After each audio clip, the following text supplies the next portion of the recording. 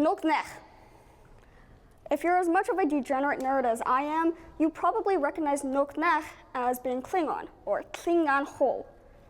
This is a fictional language that was created in Star Trek a couple of dozens of years ago. I don't actually know the exact date. But the reason why I bring this up is because it's a fictional language. It's a language that doesn't actually exist, and it's a language that was created by somebody else. Now with that information, let me ask all of you. If I told you to create a language, how would you go about doing it? For all of you that thought, oh, I have a dictionary at home, let me go grab that. Don't pick up your dictionary. Don't do that. Don't do that. If your plan was to flip through that dictionary and start systematically replacing all of those words in that dictionary one by one, you are essentially doing the linguistics version of plagiarism. It's uncreative. It's basically like using AI to make your school's essay for an assignment or whatever. Like I said, it's uncreative and it's boring, and it also takes away the humanity that makes a language a language. Of course, then there's also the argument that animals can speak languages, but this is not what this is about. Instead of using your dictionary, creating languages has to come entirely from scratch. Now you might be wondering, okay, you told me to create it from scratch, where do I start? You start with phonetics, or mouth sounds. These are sounds like ah, e, o. English speakers will know phonetics as vowels and consonants. However, it's a lot more complicated than just two subsets of sounds. For example, if you were to dig deeper into that rabbit hole, you would find languages that incorporate clicking into them. I'm talking about Xhosa. Some of you may recognize Xhosa as the language that was spoken primarily by the Wakandians in the Black Panther movies. Xhosa has a lot of different clicking sounds. However, I will only be explaining 3 of them to you because these are the only 3 that I could actually manage to replicate without butchering clicking sounds. If you're in the audience and you want to try these clicking sounds, I highly encourage you to do so. And if you're scared of getting weird looks, don't worry, I'm going to make these clicking sounds first so that all of the weird looks will be directed to me first and probably not to you. The first one that I'm going to show you is called a dental click. Phonetically, this is spelled T-U-T or T-S-K, called tutting or tisking. It sounds something like this. You make this sound, well, actually, some of you already got it, but I'll explain it anyways. You make this sound by putting the tip of your tongue to where the roots of your teeth are at the back of your mouth. There's also the alveolar click, which sounds like this.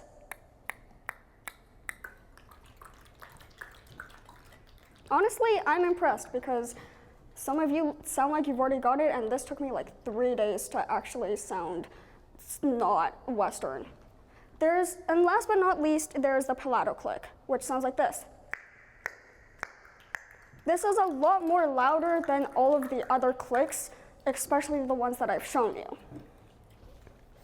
Now, clicking is fun, obviously, but there is always a bad side to everything, and the bad side to making languages is grammar. Yes, the hated grammar, the hated conjugation. For those of you who were in French immersion since kindergarten or grade 1, you've probably been studying conjugation since you were like 6 years old. And I'm so sorry for your loss, because that's a really long time to learn conjugation for one singular language. But unfortunately, because you need to learn how to make a sentence using the language that you just made up, you need grammar. You also need word order. Every single sentence will have a subject, a verb, and an object. Obviously, there's a lot more to this, but that's just the basic rules. For English, we speak in the order of subject, verb, object. Sam ate oranges. But if you reverse that order to object, verb, subject, you get oranges ate Sam. The thing with that sentence is that Sam still ate the oranges. Oranges did not eat Sam. However, it just sounds like that because of the way I formatted it. For all of those who just had the sudden idea that they're gonna get nightmares about man eating oranges tonight, I'm so sorry, but also I don't think those exist yet. Those are some demented sci-fi novel somewhere.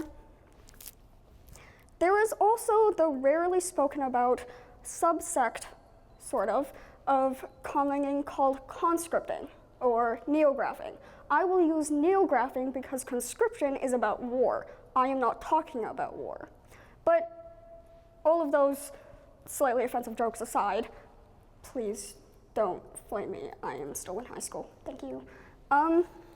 Neographing is just making writing systems for yourself. You can go the basic way and just make a 40-letter alphabet for some reason. Or you can be slightly more creative than that and make a logographic system. For those of you who speak Chinese or literally every other East Asian language out there, you will recognize the word logographic as it's basically, I make a character and that character is an entire word. Again, Chinese. You can also make an abjad or alpha syllabary. Well, actually, those are the exact same thing. It's basically, I write a consonant, I put the vowel on top, and I change the consonant to match the vowel. Those of you who speak Hindi or Sanskrit will recognize this format as it's the same way Devanagari is written. Okay, I just spat a bunch of whole new words and terms at you. Some of them you probably haven't heard until today. Let's look at some examples. Well, one example in particular. Kenya, from the Lord of the Rings series by J.R.R. Tolkien. I bring this up because unlike most instances where people will create the language in order to fit their story, J.R.R. Tolkien started writing Kenya before he started writing the first draft of The Lord of the Rings. And in fact, the only reason why we have this book series in the first place is because his friend looked at Kenya and thought, hey, your language is kind of cool. You should put that in a book. And J.R.R. Tolkien was like, you're right, I should probably put this in a book. I'm gonna put this in a book that I made myself. Obviously, you don't have to go down this route. Not all of us are writers. It is entirely understandable. Now, through all of this and all of my inane rambling, you're probably wondering why. Why would you create your own fictional language when it sounds so hard? Well, the first thing is that even though it is really hard, it's fun. It's like what math people say when they do differential calculus or whatever that's called, and they say that differential calculus is fun. I think you are still lying when you say that calculus is fun. But it is fun. It is fun. It's just very hard. There's also real-life applications to making your own language. For example, if you've spent too long on Google Translate, you'll realize that there is a language on there that doesn't actually exist, and it's called Esperanto.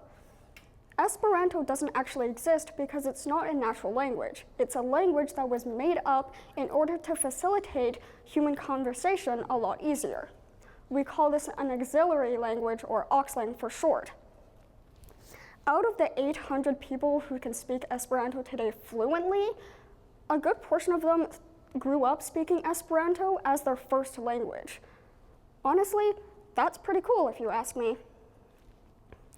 Okay, enough of me talking. I've probably gone over time anyways. I'll leave you with two words, kapla and mitawa, or just because I spoke two different languages at you, goodbye and thank you.